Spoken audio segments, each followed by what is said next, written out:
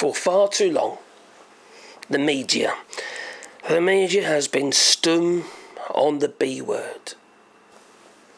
Brexit. Yes, that taboo. It's been a taboo for far too long. Especially since Alexander Boris Pfeffel Johnson was the Prime Minister of the UK. It's like he told them all to shut up about the Brexit. The BBC didn't say anything about the Brexit. The Guardian occasionally had a bit of a flimsy article on the Brexit. Occasionally, very rare. And those right-wing papers, obviously, they didn't talk about the Brexit unless they say, oh, it's such a success. And it's clearly not. Hey, why here, please boot the old like button?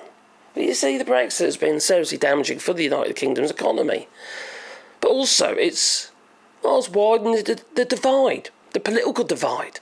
But also in families. There's families who still do not talk to each other because of the Brexit. I suppose it could be worse. We'd have Donald Trump as a Prime Minister. Well, that's a thought. He'll get in the armed guard, he would. If he lost. That's pretty much what he's saying, what he's going to do now in the United States if he loses. How would he do that if he's not won? Anyway, he's also saying he's going to get rid of all his adversaries. Yeah, anyone who's against them, they're all criminals as far as he's concerned. It's just crazy. We think we've got it bad. Well, Stella Creasy of the Labour Party, she wrote this article, and there's no mention of the single market or the customs union. Yeah, it's like she realises that there isn't really an option for the United Kingdom. The only actual option really we got, which would take an awful long time, and isn't in our current state, it's not even an option now anyway, and that would be Article 49, and it'd be to join the European Union. That ain't going to happen either, so somehow we're going to have to try and ride this storm. And it is a storm. How are you supposed to grow if we have got no access to a large market as big as, well, the European Union? I know you say we've got the Trade Cooperation Agreement. Yes, we've got a market, but it's hampered. And it's cutting us off. It's cutting us off from that market because it's too difficult and too expensive to trade with the United Kingdom. And vice versa. It's too expensive and too difficult to trade with the European Union. Yes, there's some things like foodstuffs and what have you, we have no choice in the UK to carry on trading. But other stuff, the less essentials, well, they don't bother anymore. These companies say, well, it's not worth the candle. So, anyway, Stella Creasy, she wrote this article. I quite like Stella Creasy. I like the fact that she going to Parliament with a baby and what have you, and, you know, lob a booby out and feed a baby. I think, well, why the hell have these people got a problem with that? I don't get it. No. If you've got a problem with a mother feeding her child, well, then that's your problem, quite frankly. If you get off on it, well, then there's something seriously wrong with you. Blimey, you have to ask Tractor Porn Guy about that one. Well, why would any business locate themselves in a country that has cut itself off from the world's largest trading bloc? It's bigger than the United States. Not financially, it isn't. But, you know, more potential in many ways. 450 million people in the European Union, and it's growing. So, the thing is, you see, why would you when you can trade with the rest of the bloc? And that's what they're doing. While we were members of the European Union, we were part of that bloc. People trade with us freely in the United Kingdom without any real hassle or hiccup. Now, I've been asked recently to do a tender, a quote, for some coin boxes for, museum service in the UK. Because they keep getting nicked, these coins. So these are lockable coin boxes holding 300 or 400 coins each. I'm fine doing that. But I've also got to price in the fact that I'm going to have to export them, which there'll be not duties, but there'll be VAT to pay on it in the UK and what have you. I've got to try and claim that back. There's all these added costs. And I fill all these forms and seeing 22s or 23s, whichever it is. I say it's just a load of hassle. But I'll do it. I'll do it because there's 20 of them, so it makes a lot of sense. They're quite expensive things. But if I was just selling one, I'd say, oh, I'm sorry, I can't help you. It isn't worth the light, it isn't worth the candle. It's too expensive, too difficult.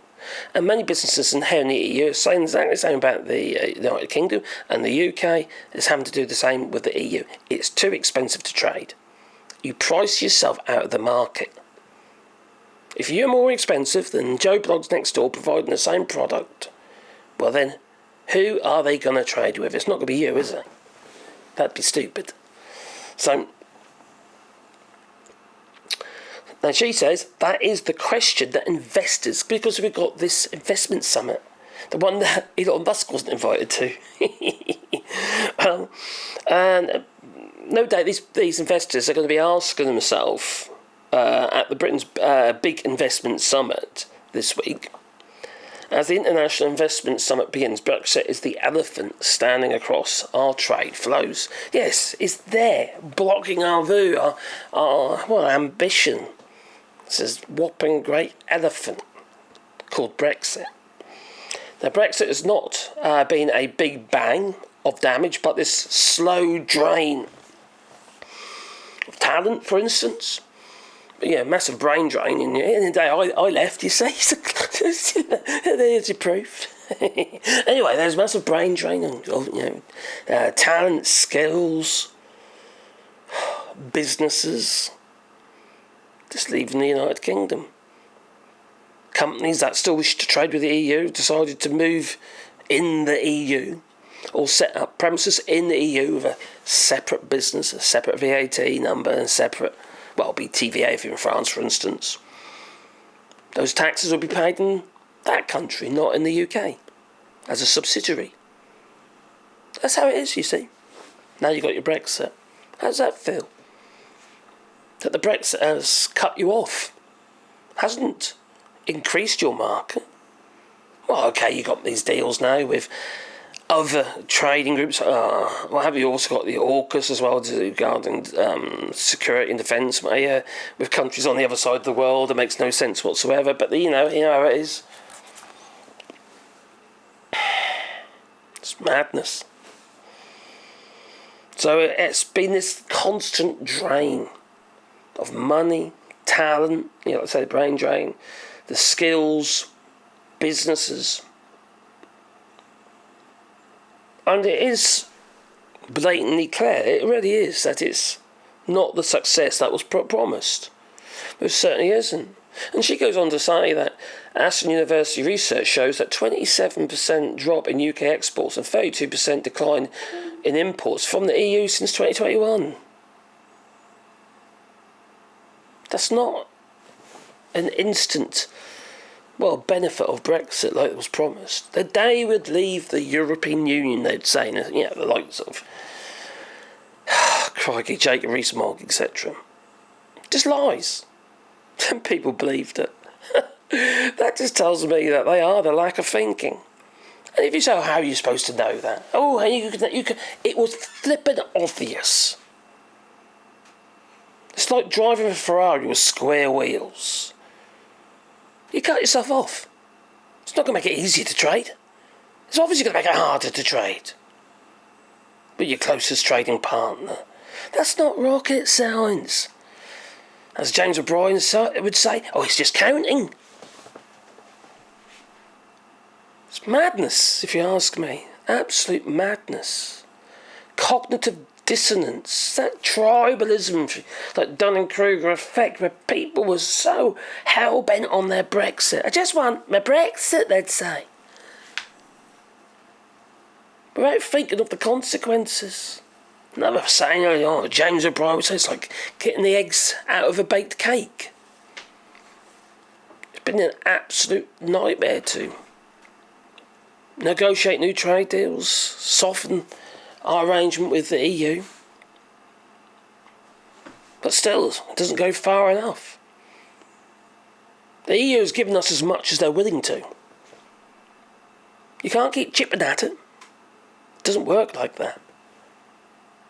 There isn't a consensus in the European Union for the United Kingdom to do whatever it likes and request whatever it likes. They just say no. Keir Starmer knows that. He recently went to have a meeting with Ursula von der Leyen and came back with nothing. Apart from saying, we're going to have a regular summit. Could have done that over the blooming phone. He needs to wisen up. Making promises you can't keep are not promises. It's just airheadedness. I was going to be a little bit... Yeah, no, it's definitely airheadedness.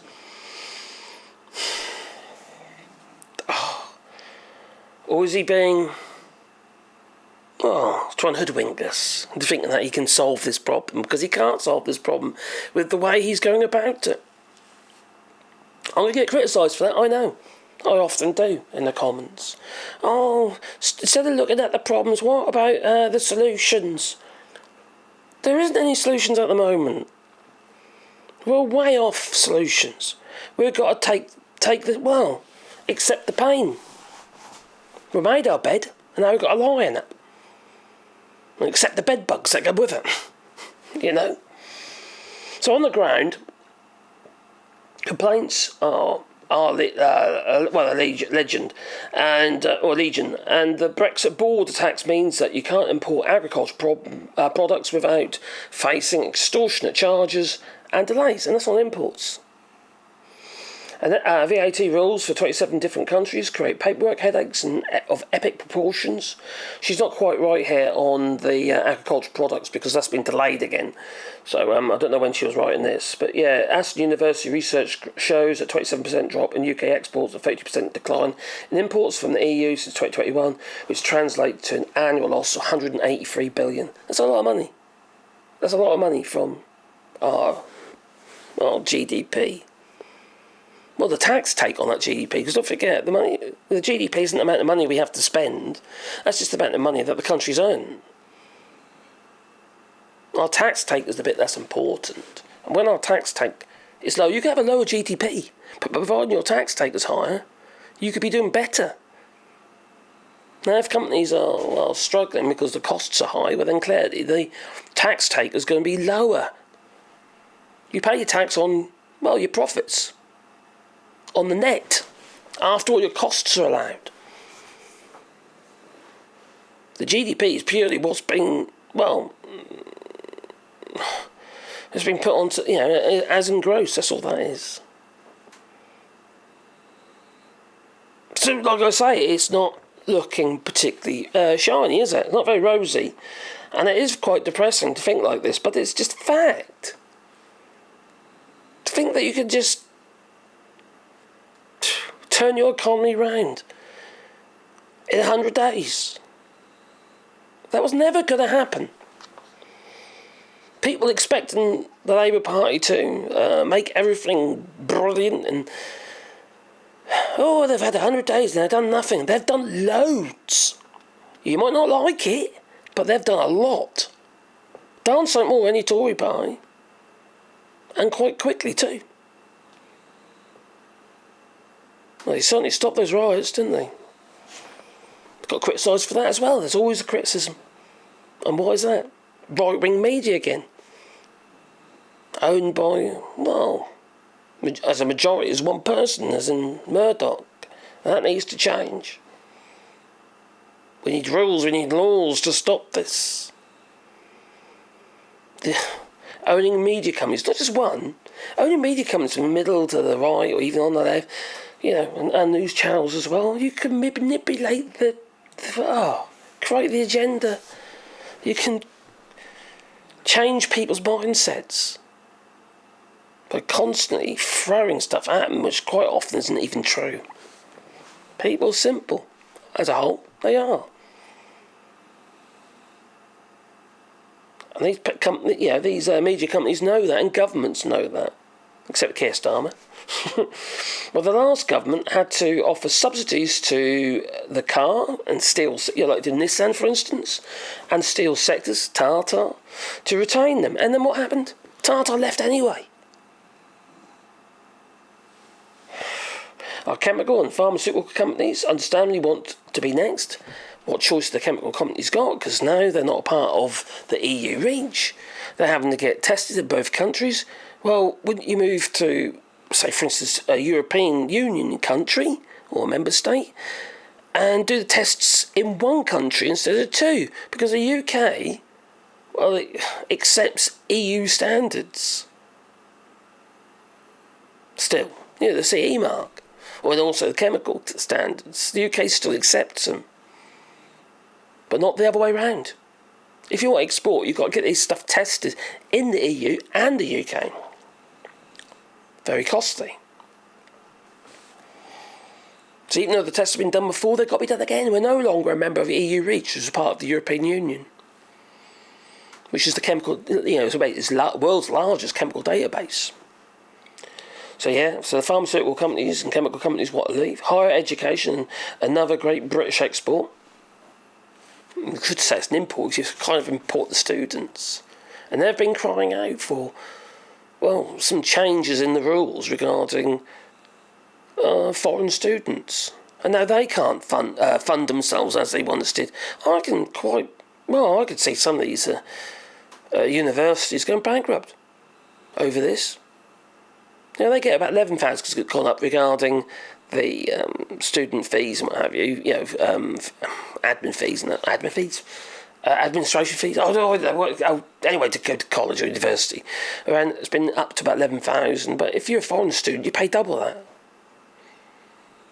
Well, that's subsidised to those who aren't paying as much. It's almost like an insurance policy. It's madness. And not to even explore or to talk about the possibility of joining the European Union. Again, notice I call it joining and not rejoining, because there'll be new rules. It won't be the same terms. Well, clearly, we need to at least talk about it, even though, we can rationalise it and say, well, okay, it ain't going to happen yet. But maybe we can improve our lot and make things a little bit easier to trade with the European Union, even if it isn't as a member. But we're not going to do that while we're sitting outside. And I don't mean about sitting outside in terms of actually as a non-member and trying to be a member. No. I'm talking about sitting on the outside, but the European Union being confident that our standards regarding our products and food are the same as theirs, if not better.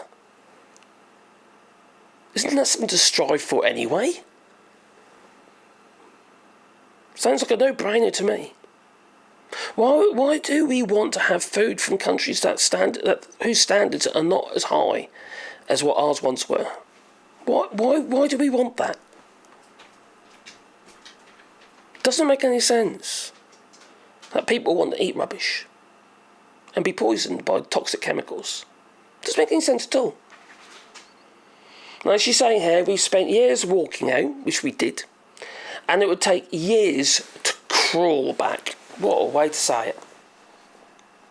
Is that a realisation of the situation that we are?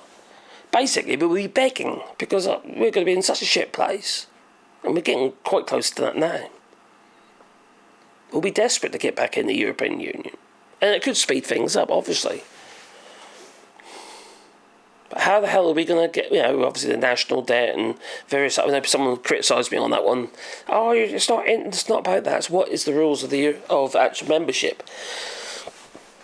And the European Union currently is putting pressure on countries whose debt is too high to lower their debt. Actually, they're fining them. How the hell are we going to get our debt below 60% of GDP? Because that's what they require. Well, we're not in a position to do that. By no means. So I kind of agree with Stella Creasy on this. And although our direction should be focused on the European Union, but not necessarily the means to actually be a member, but to be able to trade freely with them within, or less red tape. Provide some confidence that we have the same standards, if not better, than the European Union. Always strive for better. You should always, shouldn't you? So, And she goes on to say here that this is an argument for honesty from those who still claim Brexit offers benefits, and an argument for focus from those who wear blue berets with gold stars. Already we have shown that we can build strong relationships. Oh, my dear missus, she's staring at me while I'm talking to the camera. Yeah, all right, my darling. She's waving now. You can't see, but she is. She's in the nuddy. No, she's dressed and going on. No, just recording a video, darling, about the Brexit. Stella Creasy, who you happen to like. She's standing just there, missus. I've got to speak to her, you see. Stella Creasy, can you remember her? With the baby? She's gone now. So already we've shown that we can build strong relationships, can we? With our European neighbours to support our defence and energy security, I suppose, maybe. But we say that, and then the next minute we snub them. That's not a relationship. Not a good one, anyway. Stabbing them in the back. It doesn't work like that. It really doesn't. And businesses say they would invest more in the United Kingdom if we were to align its regulations with the European Union. Because we used to be a bit of a stepping stone. We're not now for the European Union. For the United States, see, they used to trade pretty much via us. We were like the mediator, we'd negotiate the deals, what have you, with EU member states. But now it's like, it's cold. And the United States, for instance, are seeking their own deal with the European Union. Cutting us right out. Just like the land bridge cut us off, since it's not used anymore. That is the Brexit for you. It's negative. It's not a positive decision, no matter what some of these flippin' knuckle draggers might tell you. That it's some kind of win of sovereignty.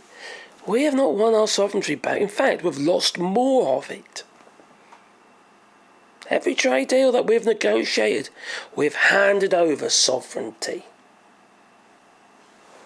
Just like these free ports, handing over big swathes of the country to foreign investors in the form of a free port or a special economic zone, which encompass around up to 70 odd miles radius of land. How is that good for the UK? How is it good for the people who live within those special economic zones? They're special, all right. Yeah, but not in a good way. So she goes on, basically saying that rejoining Pan-European Convention and all that sort of stuff would address further complexities that come with trading across the continent. But no, we haven't. It's painful to see the economic decline, but also our relationship declining. I don't care, we could build ties and all that. But why we got this anti-EU rhetoric, make Brexit work, about accepting the causes of much of our pain? We're never going to be able to, come to terms with the Brexit, but also we're never going to be able to solve or mitigate against the negatives of the Brexit, and there's plenty of them, and they're pretty much all negatives because there is no benefits of Brexit. We can't keep trying to find them unless you're an EU member state, well then they've found plenty. But we ain't. No. Anyway, what say you? Please leave it in the comments down below. I'll leave a link to Stella Creasy's article as well. Obviously, I couldn't. It's quite a long article, so I couldn't read it in full. Just bits of. And tell us what you think. Please leave it. Leave it in the comments down below. But also, I'll put that in the description, not in the comments, but I'll put that in the description. But we are doing rewilding here in France, planting 1,000 trees and 2 hectares of land. If you could be interested in that, you can have your own tree. I'll make a sign to reward tree, but also we're making bat boxes and bird houses, etc. Or bat roosts, I should say. We're also doing lots of wildflower planting as well now. Started that. Well, we haven't started that. We've been collecting the seeds, sorry. There's lots of things going on regarding our rewilding project. We just want to provide habitat for little animals, mate. So it's quite a nice thing to do. But if you just want to support the channel itself, there's you can buy me a coffee, or there's Patreon, and the links are down below. There they are. Anyway, it's time for me to go, so I'm going to say toodaloo, so toodaloo. I'm sorry it's a sort of a negative video, but I don't know how else you're supposed to do Brexit, because there's nothing positive about it. No, sorry. Toodaloo.